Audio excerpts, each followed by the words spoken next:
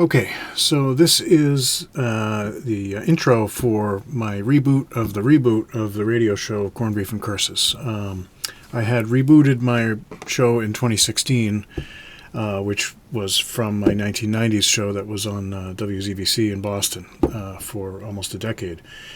And it's a complicated story about getting kicked off the air there. It was an early example of cancel culture, I guess you could call it, but it was very strange, and maybe I'll address some of the points about that whole history, which is interesting because now I know so much more about the history and the politics and the philosophy and all the goings on behind the scenes. But for the purposes of rebooting this show, I'm exploring some different formats. I mean, I'm going to have a video component now from now on, which I think will be helpful, oddly enough, but mostly just so that I can show the CDs, show the CD covers and show lyrics and stuff like that. I don't think I'm going to type in lyrics if they're not in CD format already somewhere, but it'll be nice to have some kind of a video component. I'm thinking about maybe not doing my original show was 2 hours long, and when I rebooted it I decided I would keep it an hour long so that I could distribute it on CD, and that's still something that I'm throwing around in the back of my head as a way to generate income for it. If people subscribe, I can send them the show on CD, which is helpful, I think, for some people, and it certainly is the highest quality way to get the music. But the question is an hour too long for today's short term whatever?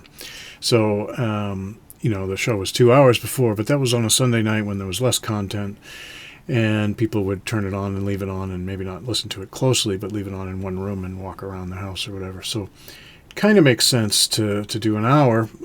Certainly is a little bit more difficult for me to limit the amount of tunes, the actual tracks that I do, because I'm now planning the show, which I never did before. I would come into the station completely without having any plan at all, and most of my time was frantically running around trying to decide what I would play next, putting CDs in and saying nope, and finally in the last 10 seconds finding the right CD, queuing up right and getting it.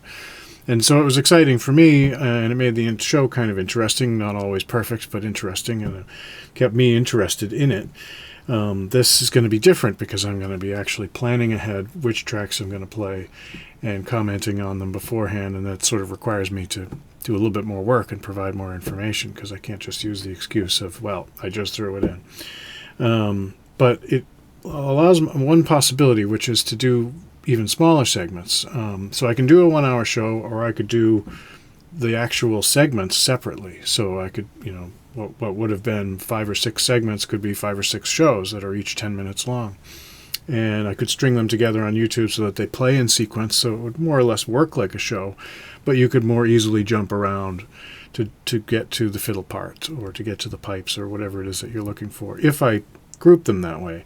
I don't normally do that. I try to make them musically interesting in my segues, so it's not always pipes to pipes, fiddle to fiddle. I'm not trying to wear you down that way. I want to make it good music all the way through the hour and get the tempo right and go from intense to soft and all of that stuff. So it kind of defeats part of the way that I would do the show, the actual feel of it, if I do that way. I could also do that in addition, so that I would do my regular show, and then I could also have special segments for people who are interested only in fiddle, or interested only in Breton music or Finnish music, or there's a zillion different things I could do specialty shows on, specialty segments on, and then just keep the show as a 1 hour show done my normal way, with the exception that I'll be programming it and I'll be on camera, and you'll be able to see the information about the music as it's playing. And that seems to be that's kind of what I'm settled on right now, but you can mention in the comments whether you want that or not. I guess nobody's going to say they don't want the show too. So I'm going to do the show, and then the question is, do you also want these other segments done that way? And I'll do some experiments, and we'll see if that works out. So maybe I should give you at least a little bit of the history of this show and why it stopped in the first place. As I said, I did it for nearly a decade, and it was strange because it was at Boston College Radio. You would think Irish Catholic place would be interested in traditional Irish music, but they seemed to be quite hostile to it. And eventually they were sort of taken over by the communist kids, which all schools and all culture everywhere were. All the way back in the 90s this was happening. And so true communists, I was a volunteer. I didn't get paid at all. The show became very popular because I went out of my way to go to Ireland and France and picked up music and brought it back and did my own recordings in my own recording studio of people as they came through Boston, and almost everybody came through Boston back in the 90s. So the show became pretty popular and internationally known, even though I didn't get paid. People would think I made money. I mean, there was all sorts of problems that came from this, people thinking I was making money. But the biggest problem was that the radio station didn't like me, didn't like Irish music. And like I said, I can't, it's inexplicable, except for the communist component, because communists don't like culture. They want to destroy everything that has traditions and that sort of stuff. So that's what I have come to realize. Beyond that, they were actually communists, so they wanted to own everything I had. So they didn't want me to actually own the things that I owned. They didn't want me to own the recordings I made in my own recording studio. They didn't want me to own the CDs I went to Ireland and France to get. So they demanded that I give them everything I owned, and they would allow me to come in and use it at their radio station. So naturally, I told them to go fuck themselves. And there's more background information to this. There was another show that I had started with an intern. I originally had 3 interns, and one of them I sort of adopted, and she became my girlfriend, and that was a problem. Never do that, by the way. That always kind of screws everything up. But it wasn't her fault at all. It was just that it provided an excuse for the radio station. One of the things they said to me was, well, we have 2 shows now, so we're just going to have to take everything you own. So she actually gave up her show, God bless her, and in the interest of settling the matter so that they couldn't use that as an excuse. And that bought me about 6 months, maybe a little bit more than that. And then they came and tried it again. So that's why I ended up walking away from the whole thing. And I didn't get any support from the musicians or the labels or anybody. So I was thoroughly discouraged from making any effort to try to continue that show on some other place. I wasn't going to go. I didn't make any money already. I wasn't. There was nothing I could really do. And it was good for me to not do it anymore, because I had done it for so long and it had become my life, and it was very costly. It was the major expense of my life, was trying to keep that show going, to pay for rent for studios and places, and I couldn't really travel because I had this weekly show, so I couldn't disappear for a month or 2 to go do contract somewhere. I'm a database developer. So it allowed me to become a professional database developer and travel around the world and do work, which led to all of the stuff that I do now. If you're familiar with me on Road to Serfdom, this was a step in my development of getting to the point of understanding economics once I had worked for these big corporations and was mystified by the fact that they didn't want to make money. And that's what led me to economics, which led me to even more history. My family business is rare books, so I've always been a historian, and I've always been interested in all sorts of literature, and I dropped out of school very early on, so my entire education is based on real books, real history, self-educated, with no influence by the government. And that means that I've seen everything through pretty clear eyes. But any biases that I have are going to be anti-government biases, which are the right kind of biases to have. So that's a pretty quick summary of how I got to this point. And I would like to start doing this again, because music was a huge part of my life, and it was kind of soul-crushing to stop doing it. I had to stop doing it, but you have to understand, I actually stopped listening to music for at least a year. I think there's a song that's in this upcoming episode that I'm going to play from a band named Telu, which is actually the one of the singers' names, Telu Virkala. And when I was not listening to any Irish music or Scottish music or anything at all, I gave it all up. There was only one album I listened to, and that was this particular Telu Virkala album, which is a great album. It's fantastic, but it's like I chose it or something subconsciously because it's so not traditional Irish music. I mean, it's traditional Finnish music, sort of. It's a little out there even for Finnish music, and it's strange because there's another CD. I've been going through all of CDs and sampling them to get ready for this. And so I've been sitting and listening to whole CDs, track for track, from beginning to end, because I have to sample them in real time to get word clock referenced material to use in this production.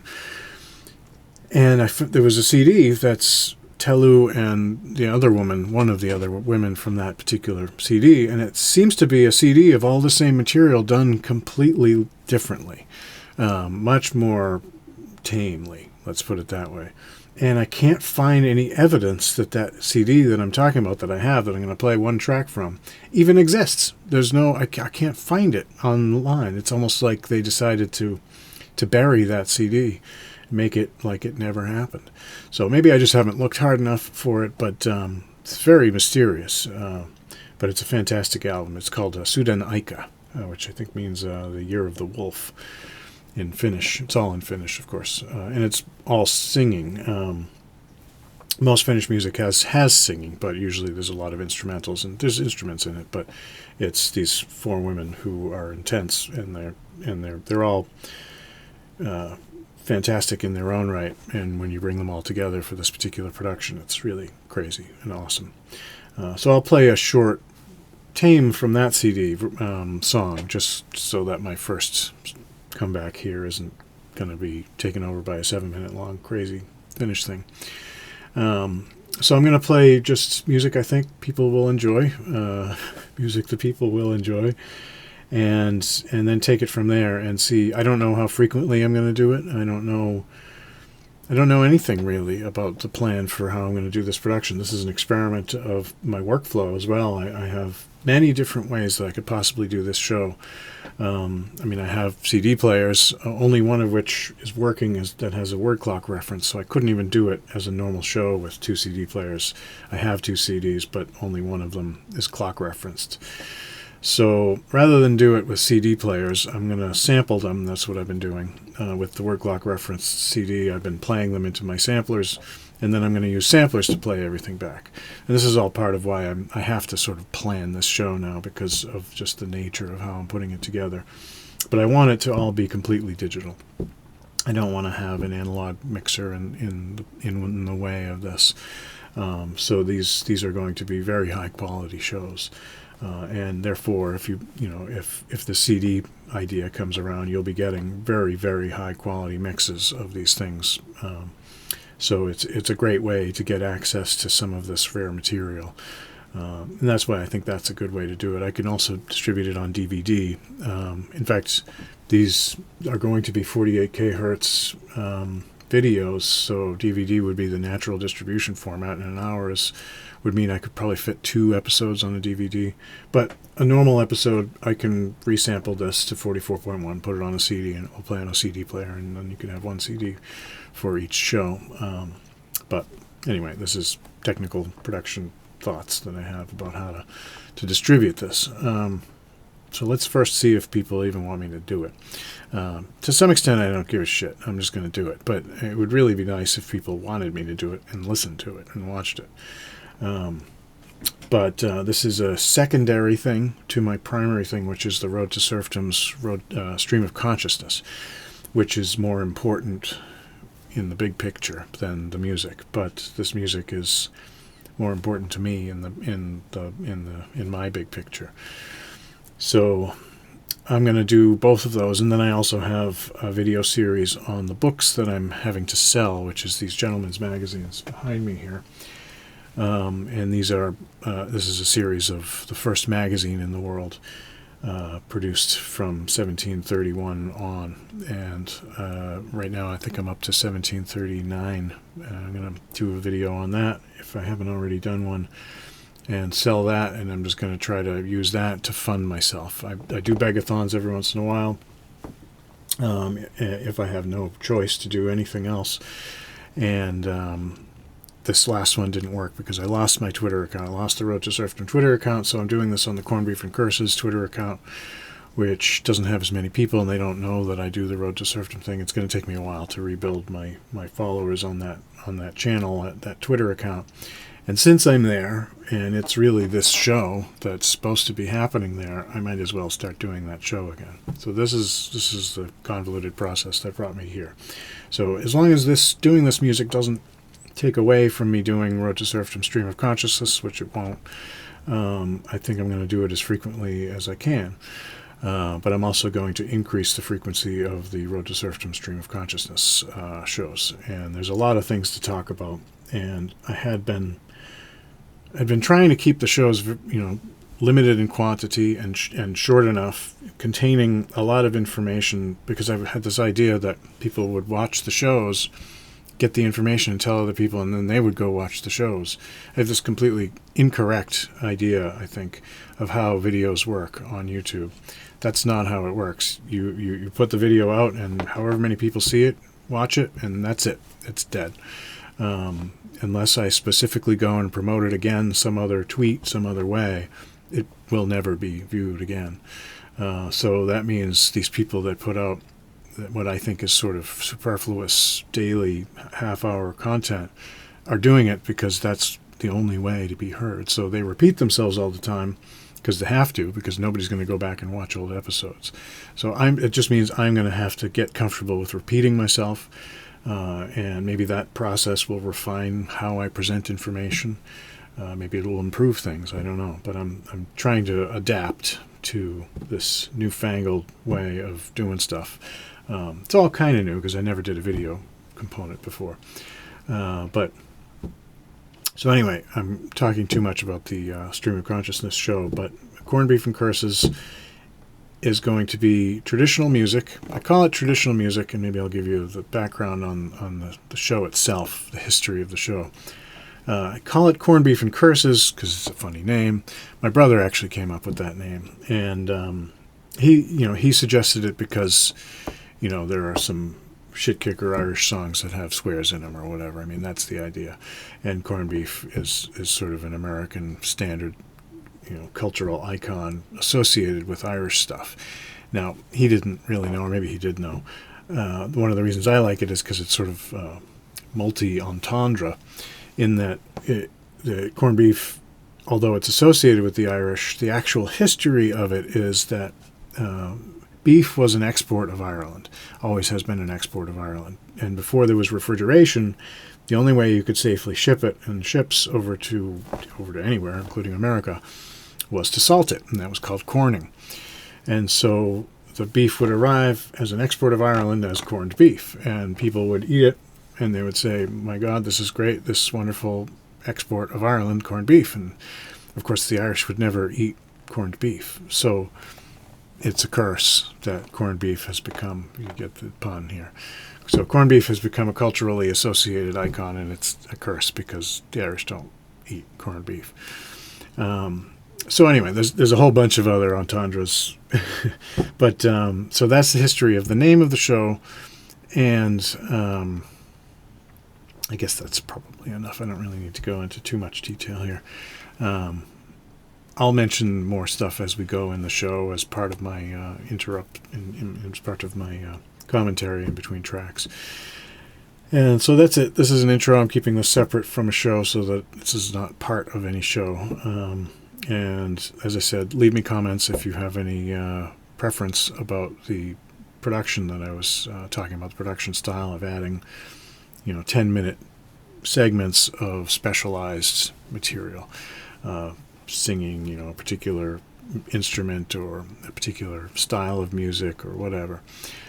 We'll see if there's any interest in that sort of stuff. And that's it. We will proceed to doing an episode very shortly. Thank you.